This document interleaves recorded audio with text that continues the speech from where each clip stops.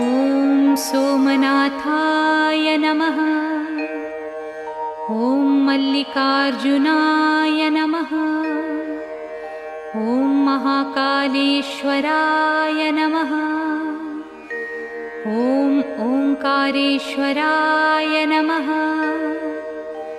ॐ वैद्यनाथाय नमः। ॐ भीमशंकराय नमः।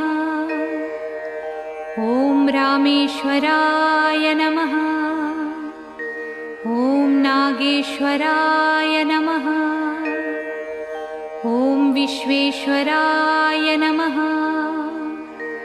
ॐ त्र्यंबकेश्वराय नमः।